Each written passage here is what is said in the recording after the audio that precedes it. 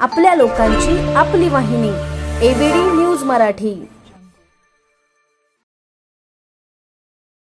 प्रत्येक स्त्रीच्या तोंडी असलेलं एकच नाव रंग creation. Ulhasnagar camp number 2 Gajanan arcade मधील हेच ते दालन। गेल्या अनेक वर्षापासून साड्यांची परंपरा आणि ग्राहकांचा विश्वास जपणारे ठिकाण।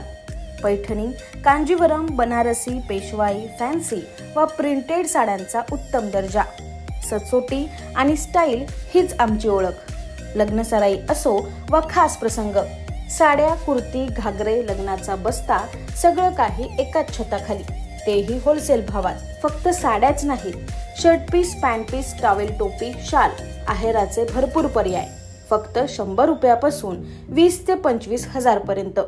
तर मग वाट कसली पाहताय, जाऊन लवकर भेट द्या रंग क्रिएशनला। अंबरनाथमध्ये मनसे पदाधिकाऱ्यांची बैठक पार पडली। या बैठकीमध्ये मतदार याद्यांवर काम करण्याच्या सूचना मनसे नेते अविनाश जाधव यांनी पदाधिकाऱ्यांना दिल्या आहेत। तसेच अंबरनाथमध्ये नगराध्यक्ष पदासाठी उमेदवार दिला जाणार आहे। आज अंबरनाथ शहरात मनसे पदाधिकाऱ्यांची बैठक ही गुजराती हॉलमध्ये मनसे नेते अविनाश जाधव यांच्या उपस्थितीत पार पडली।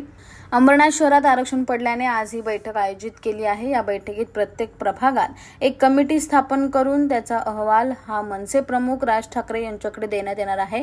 तसेच मतदार याद्यांवर काम करण्याच्या सूचना यावेळी देण्यात आल्या। हे जे लोक निवडून येतात ते लोक भावनेतून नसून मतदार यादी केलेल्या घोळांमध्ये निवडून येत आहेत। त्यामुळे या निवडणुकीमध्ये आम्ही ताकदीने उभे असणार। मतदानाच्या दिवशी जो कोणी बनावट मतदार म्हणून येईल त्याच्या पायावर तो घरी जाणार नाही, असा इशारा मनसे नेते अविनाश जाधव यांनी दिला आहे। तसंच अंबरनाथ शहरात मनसेच्या नगराध्यक्ष पदासाठी उमेदवार दिला जाणार आहे। मला असं वाटतं की सगळीकडेच आता निवडणुकीचे पडघम वाजायला सुरू झालेले आहेत। अंबरनाथ शहराचं आरक्षण पडलेले आहेत आणि आता आमची जी लोक आहेत त्यांना पुढच्या काही दिवसात काय काम करावं याच्या बाबतीतली काही नियमावली, काही कमिटीज आता प्रत्येक प्रभागाला भेटी देणार आहेत। त्या प्रभागाचा अहवाल घेऊन ते पक्षाकडे सादर करतील आणि त्याच्यानंतर सन्माननीय राजसाहेब पुढचे निर्णय घेतील। तर आता आम्ही कामाला लागलेलो आहोत। याद्यांवर काम करण्याचे सन्माननीय राजसाहेबांचे जे आदेश आहेत ते आम्ही पुन्हा आज आमच्या सर्व पदाधिकाऱ्यांना सांगितलं आहे की यादीवर काम करा, कारण हे जे निवडून येतात ते लोकभावनेवर नाही तर मतदान यादीमध्ये केलेल्या घोळामुळे। तर या वेळेला आम्ही पूर्ण तयारीने असू। मतदानाच्या दिवशी जो कोणी फेक मतदान करायला येईल जर आम्हाला कळलं तर तो त्याच्या पायावर घरी जाणार नाही, एवढं नक्की 100% देणार। सन्माननीय राजसाहेब आता तोच आमची चाचपणी चालू आहे। योग्य उमेदवार योग्य वेळेत दिला जाईल आणि सन्माननीय राजसाहेबांच्या आदेशाने उमेदवार देण्यात येईल। तुम्हाला एक सांगू, आम्ही आमच्याकडनं असं व्हायला नको की निवडणूक आयोगाला आम्ही भेटलो नाही। आम्ही आमच्याकडनं ती प्रक्रिया पूर्ण केली, आम्ही चुका दाखवल्या, आम्ही सगळ्या गोष्टी केल्या, बरोबर आहे। याच्या पुढे जे काही घडेल त्याला जबाबदार निवडणूक आयोग।